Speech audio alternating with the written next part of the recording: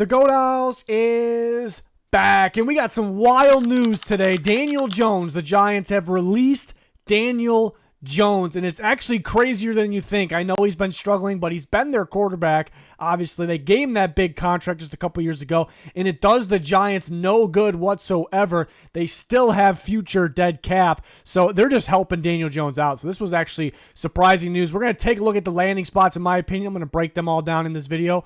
Let's go ahead and do that. So I have some landing spot tiers here that I place teams in. I'm going to break down every single team, but first, to be clear, everybody released, even veterans, since past the trade deadline, they go on waivers. But we are fully expecting Daniel Jones to go unclaimed, because if a team claims him off waivers, he is due just over $11 million for the rest of the year. So it's very, very unlikely. So my takes and my predictions, my tiers, are based on him being a free agent, which we are expecting him to be a free agent, where he could pick where he wants to go and teams can negotiate a deal. He's going to get paid by the Giants still, so I'd imagine it's a cheaper deal. I'd imagine he wants to go somewhere that's most likely a good situation, but also would like to play. That's what it's going to come down to here. If he doesn't care about the situation, he just wants to play. He just loves ball. Like, he just wants to play right now. He's already getting paid by the Giants, and the Raiders, which we'll talk about, become more of the landing spot. But here are my tiers. My top tier, great situation for the team, for any quarterback, specifically Daniel Jones, and it actually has a chance, somewhat of a chance, to get on the field, which is appealing to Daniel Jones. And I put the Vikings in that tier for multiple reasons. It's a good spot for a quarterback, and we've learned that especially. We kind of already knew that. We learned that especially this season with Sam Darnold. His career has been bad, right? It's been a disaster given what he was supposed to be, and he's played, I know he's turning the ball over, but he's played very well. By far the best of his career with the Vikings. Kevin O'Connell, Justin Jefferson, and others make quarterbacks' jobs easier. They elevate their play. So that'd be a pretty appealing spot for Daniel Jones. And Darnold has been on the injury report. If you've been watching Vikings games, he's been getting banged up a little bit. Sometimes has to come off for a play, always comes back in. I expect him to finish the year, but because he's banged up, the Vikings may want a better QB2 than Nick Mullins to be that insurance policy, and that might appeal to Daniel Jones. Hey, that's a great spot to learn. I might be able to play, and I think I can play well there. Looks pretty good. And then you factor in we'll get back to it actually. The 49ers and the Dolphins are in the same situation as the Vikings. Brock Purdy is on the injury report. He's getting MRIs. Doesn't sound great, even though he could possibly play this week. And the 49ers are fighting to get in the playoffs and do more than just that. Is Josh Dobbs the guy? I think Daniel Jones is a much better backup option than him and Brandon Allen for sure, but that'd be up to them. They have a lot of cap space. So very similar situation to the Vikings there, where they definitely very much in need of a better quarterback too, because the health of quarterback one, and is a very good situation appealing to Daniel Jones. Kyle Shanahan and that 49ers offense makes offenses better. Mike McDaniel, who came from that Shanahan tree, is the coach of the Miami Dolphins. And they have Tua, and we know one more Tua injury, one more concussion, he's done. Daniel Jones can know that. And the backup situation while Tua was out was a complete disaster for the Miami Dolphins. So Dolphins want a better QB2. Maybe, he would like to go there. Maybe he thinks Tua's not going to make it, and then they could he could go there and be the guy, and it's a pretty good situation to be in, and maybe go all these teams, it's a good situation to learn, and maybe teams would think more highly of him, and he can go elsewhere. But why I list the Vikings at the top here, the difference, the one difference, all these three teams are pretty much the same, right? They're in the same tier, they're in the same situation. The difference for the Vikings is they might need a quarterback of the future. Sam Darnold on an expiring deal. He's going to want more money. Do the Vikings want to give him a multi-year deal? That's to be determined. And they do have J.J. McCarthy. He hasn't played yet. How much involved has he been able to be? 2 surgeries now. It's just a big mystery. So they probably need someone else for the future. So if they bring Daniel Jones in, they get a look at him, and then maybe he's cheaper next year than Darnold. He could actually be their guy next year, depending on how they feel about him or how he looks if he gets on the field. So that makes the Vikings maybe a slightly higher than the Niners or the Dolphins. I will say, if Tua goes down again, he's probably done, so the Dolphins could use Daniel Jones for the future in that case. So that is the top tier for all those reasons.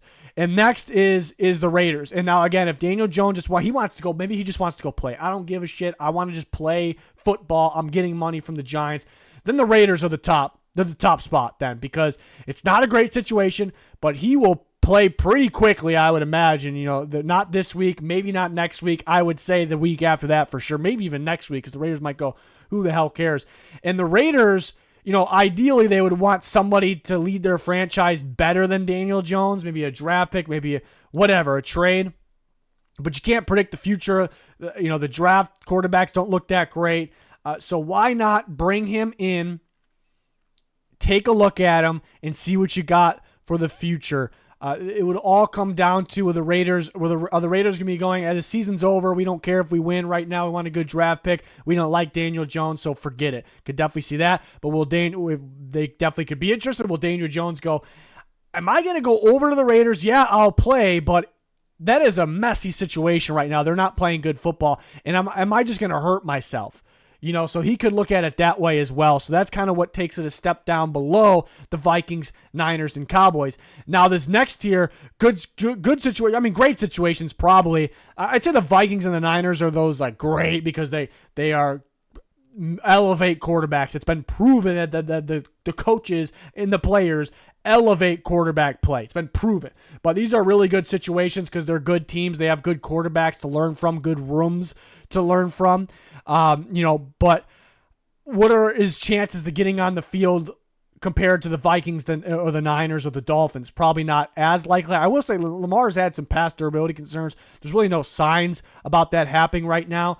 So these are pretty good situations. Maybe Daniel Jones, I'll go to the Ravens. Hey, maybe Lamar gets hurt. I can get on the field and play. We know we're going to have success in Baltimore. I can play good. I can help myself in the future, get a better job, get some money, go to a team that wants me to be their guy.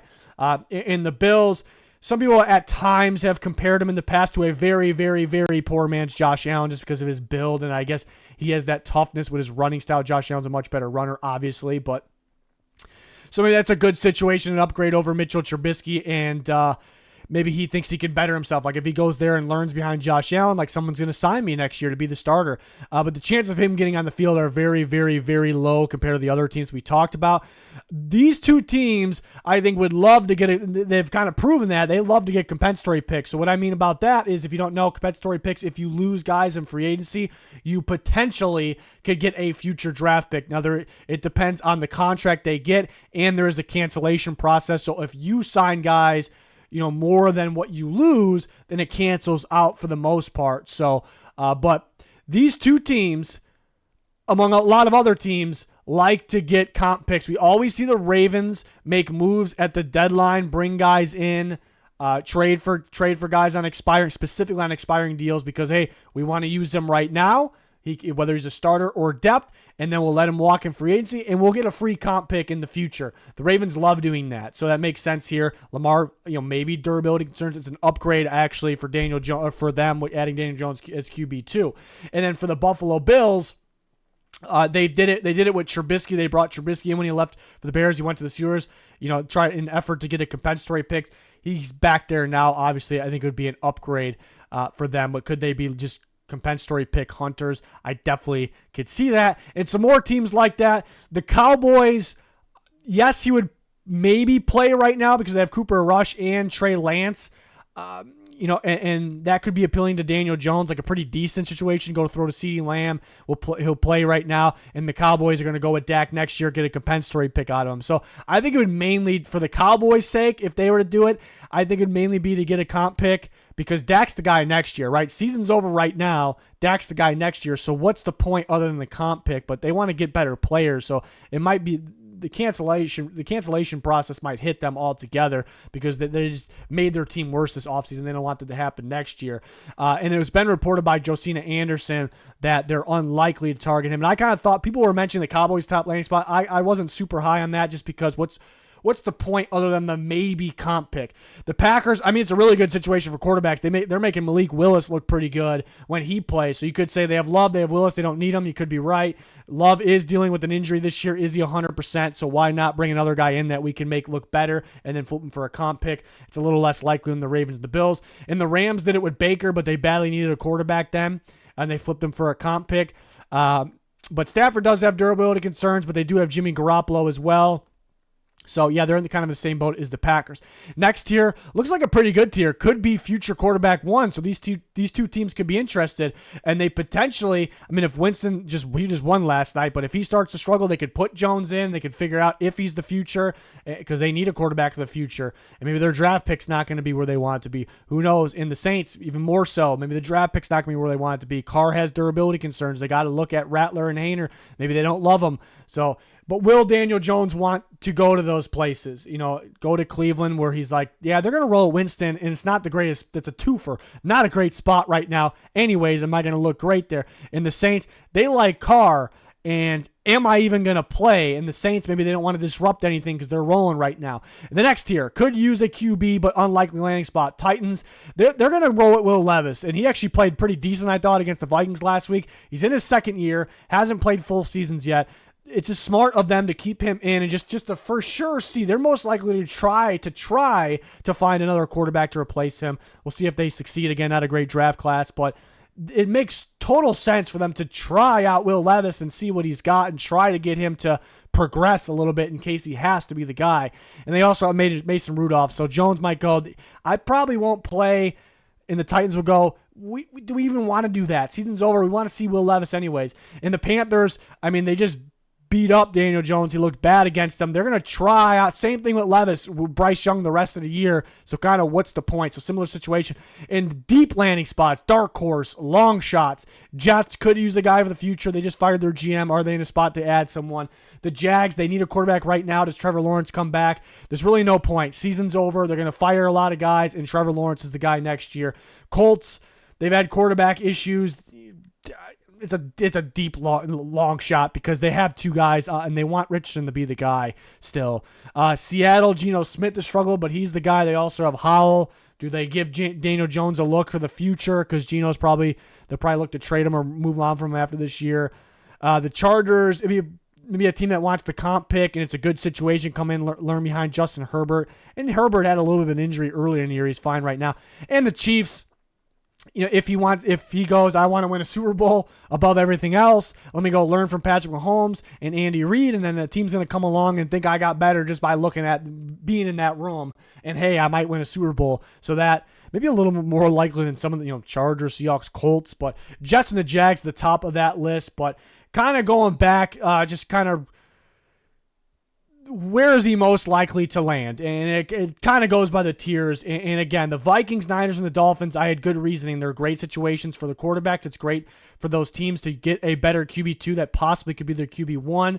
For Daniel Jones' sake, he goes, hey, I can learn. It's a great situation. I have a chance actually to get on the field due to durability, due to injury concerns. So that checks a lot of boxes. But again, the Vikings kind of separate themselves because they actually might need a quarterback beyond this year. So that is appealing more to the Vikings and more for Daniel Jones. So it's kind of a, again, 2-for-1 special there. So that's why I kind of separate the Vikings. I haven't heard anything about them being interested. It makes a lot of sense. And then, but the Raiders automatically go to the top. Again, if he doesn't care about anything, I just want to go out there and play. I think by far the Raiders are the top choice if that's the case. Like the only thing he cares about is getting on the football field and playing. And then, again, I'm kind of revisiting everything. Just strictly compensatory pick hunters, and I think he could view those as good situations to learn. Like if he doesn't really care about getting on the field that much, if it's not the top priority, I just want to learn, I want to be in a good spot, a chance to win a Super Bowl. Those are the teams. So it's really going to depend on, we got to get in the mind of Daniel Jones, which we can't do. It's really going to depend on that. But for me, the most logical spots are at the top for all those reasons. So we'll see what happens there. A lot of people think Cowboys. Again, some people saying I don't think it makes some sense. They bring him in, he plays, he looks good. They flip him for a compensatory pick. It's a win-win for Jones in the Cowboys. But it sounds like other teams make more sense. And Josina Anderson was saying at this time, and it's very, very early, that the Cowboys aren't likely to be players.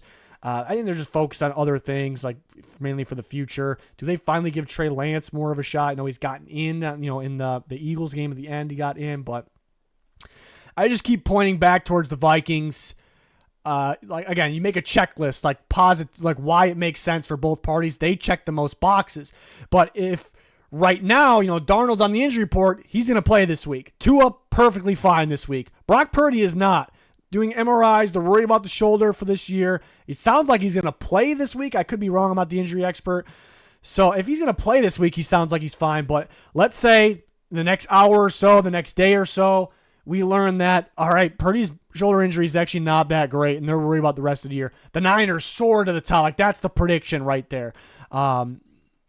Or maybe he injures it more if he plays this week. They go to the top. So as you can tell, I'm kind of leaning Vikings. I'm leaning Raiders again if it's nothing but just playing.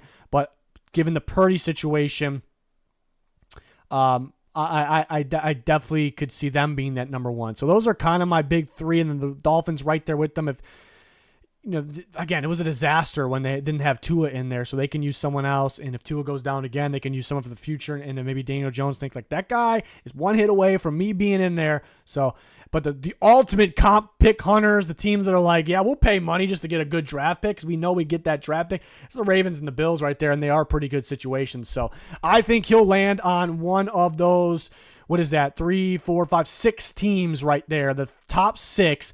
And the Cowboys probably would have been in that list for me, but on the lower end. But because it's been reported they're most likely not going to be interested, then we'll move them down. They're like that 7th landing spot if I had to rank. It's kind of in order. Vikings, Niners, Dolphins, Raiders, Ravens, Bills. Like those are the teams in that order that I'm really looking at. And again, I sound like a broken record. I'm repeating myself. But if Purdy, it ends up being a little more serious, boom, the Niners slide up to that number 1 spot ahead of the Vikings. If we learn that Daniel Jones, I just want to play. Boom, the Raiders slide up from in that top 4 to that number 1. They're already in the top 4, but to that number 1. So I think this is pretty big. I think this is pretty interesting. I think some people will downplay it. They'll think it's a struggling quarterback. He stinks. I don't like him. The Giants just made him their 3rd string or the 4th, whatever, quarterback. Is not a big deal. I think those people are wrong. Given the contract, given the Giants, it does them no good. It actually only hurts them, given that he's a guy that showed, I'm not a huge believer in Daniel Jones, but he showed good play, won a playoff game a couple years ago. We're seeing that quarterbacks going to certain situations, they completely revive their career. Again, I think Darnold's the biggest example of that, and we've seen several. And Daniel Jones could be much better. The Giants haven't had the best offensive line. They haven't had the best receivers. I know Neighbors is pretty good. He missed some time, and he's been dropping the ball recently, even though I still think very highly of him. And hey, I think Daboll could be decent, but maybe he isn't the best coach. So I think this is pretty big. I think it's a pretty big. Well, he's got to claim waivers first. I mean, he's got to clear, I should say. If someone claims him, that's massive. Like, somebody thinks very highly of him, but I don't think it's going to happen. But it's going to be a big Daniel Jones free agency, believe it or not. So I'm actually excited about it. I'm a Vikings fan. I kind of want my Vikings to get him just for all the reasons made sense. They make sense. I want Sam Darnold to start still, but all the reasons I explained, it would be the reasons why that they check off the most boxes if you're kind of going down the list of what makes sense for both parties, not just one party, both parties. We'll see if they're even interested. There's a chance they go, hey, we don't want to bring him in and just make Darnold think like you're getting replaced. So maybe they don't want to disrupt anything because they're 8-2. Things are going better than expected. So definitely could see that. They just don't want to disrupt anything right now. Possibility. So we will see. If you guys have a prediction or thoughts, let me know in the comments. Always talking with the latest news and more on our Twitter. We have weekly coverage and always adding bonus videos like this. This just popped up today. So really excited about the NFL, where it's at right now, and all the news and what we have to talk about here on the channel. So if you can join us, like, subscribe, turn notifications on. That's going to do it for this one. Thanks everyone for watching. Goodbye.